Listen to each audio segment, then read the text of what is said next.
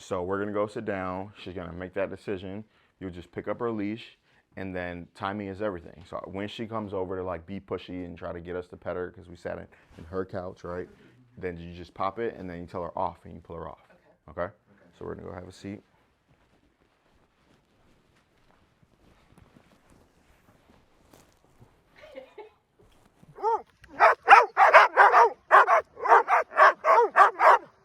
Go sit on the couch. Yeah, you just drop it. Let her drag it. And then we're gonna go sit down. What do you think she'll do when we go sit down? I think she'll run over and Jump up on and us. sit with you. Okay, so what do you want her to do when guests sit down in your house? I don't want her to jump up and sit next to them. So we're gonna go sit down. She's gonna make that decision. You'll just pick up her leash, and then timing is everything. So when she comes over to like be pushy and try to get us to pet her because we sat in her couch, right? Then you just pop it, and then you tell her off, and you pull her off. Okay? So we're gonna go have a seat.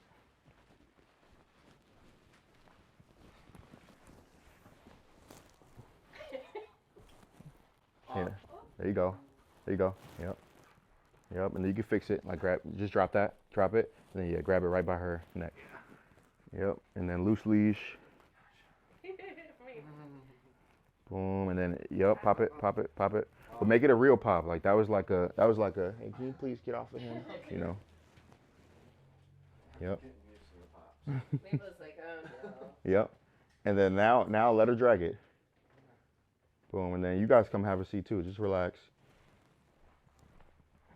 So in her mind now, she's like, whoa, I get corrected for being pushy, right? And now she's calm. And then you guys just want to remember to reward her for being calm. Okay? But now she's going to try to like cycle through everyone. So, yep. Yep. And then when she's calm, Damien can decide to pet her, right? If he wants, right? Or let's say she's being too pushy there, right? Then, yep, you can pick up a leash, and then you can say, and then correct, and then tell her to do something else. I'm really good at sitting on it. So now I kind of have to wait to do anything, because this has been too long, hasn't it, for me to pop Wait to right do it. now. Like, if she does it again, then I pop it. Oh, yes. It's just too long of Yep. a time for me to try and get the... Yep, yep. And really what it's about is you kind of just decide where your limit is, you know? Yeah. So like for me, my dog Akila, she'll like try to poke her nose in somebody's butt, right? That's my limit. Yeah. You know, and so then whenever she's going to do it, I'll correct her, and now she doesn't do it anymore. She's like, oh, I'll get corrected for that. Yeah. But the reason why you want to fit in using your correction marker before that pop comes in is so that you don't need the leash anymore. Okay. You can just make the sound, and she's like, oh, I know what that sound means. Deal with, because I feel like how... Yeah, but that was pop pull. Okay. Okay. Yeah, you can give her more leash. I'm gonna get her to be pushy. See, I can work on correction. Right? Yeah, girl. Good job. Yep.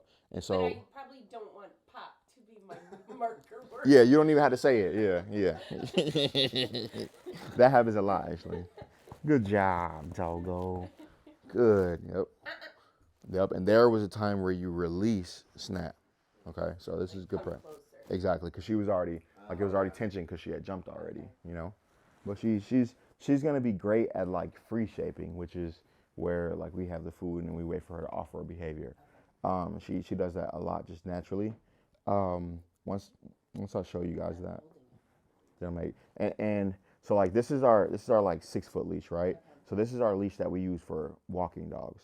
We also make a drag leash, so like a leash that's like I think it's like 3 or 4 feet without a handle on it, so that she can just drag it around. Oh, okay. Yeah, and then we also make a leash tab, which is like it's like a leash, but it's like that long. Okay. Yeah. I think, does Billy have a red leash tab? Maybe. She has this short... Maybe. A short loop that it's almost like a little Yep. handle. Yeah, they told me about it. Yep. Yeah. Yep. And so like here, pop. There you go. Boom. Yep. And loose. Cause she's like, come on, pet me, come on, pet me, come on, and it's gonna build up to now she's jumping all over. You know what I mean? So that's why you always just want to like have all right, you're being too pushy. That's enough, you know. So then the next level from this is giving her a boundary from the area. You get what I'm saying?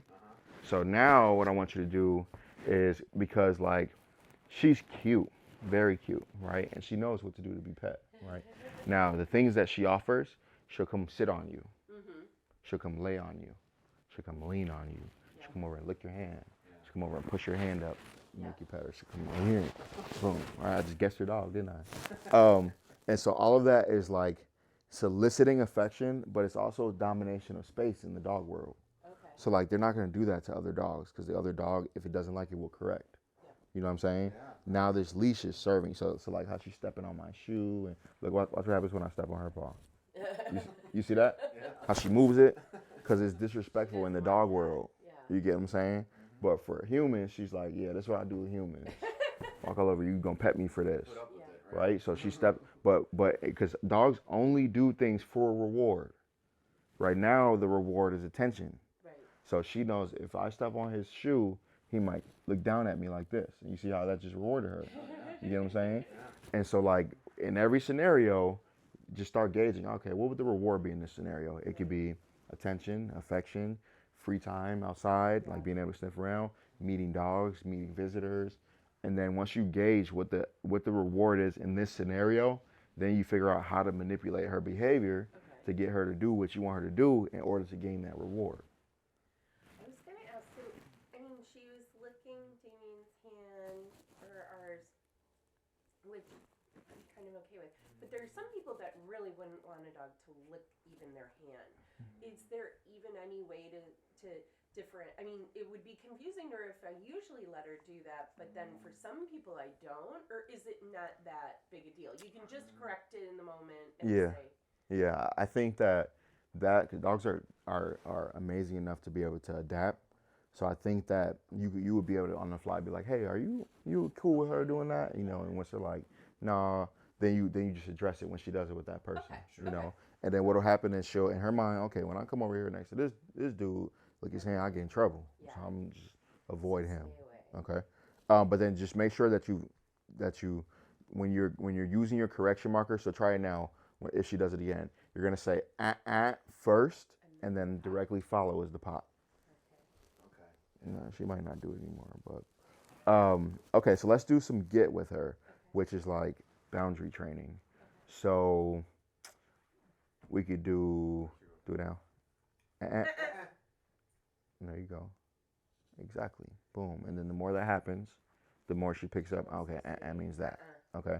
But what she's gonna do, because she doesn't know what else to try, but stay in the area and try to get pet, is she's just gonna stay in that area, right? So I like it for my dog to be able to be calm in the area, but my dog to also not need to be under us all the time, right? So let's teach her that now. So we could do level 1, or we could do level 2. Which one do you guys want to do first? What's the difference? The difference is the hardness for her. Level 1 will be easier. Let's start with level 1. Okay, so level 1 Ready? is going to be the threshold. So we'll say like this loop going into the hallway, and then this rectangle going into, looks like the dining room, right? It could be that line Okay. right there, okay? So you're going to, you want me to show you first?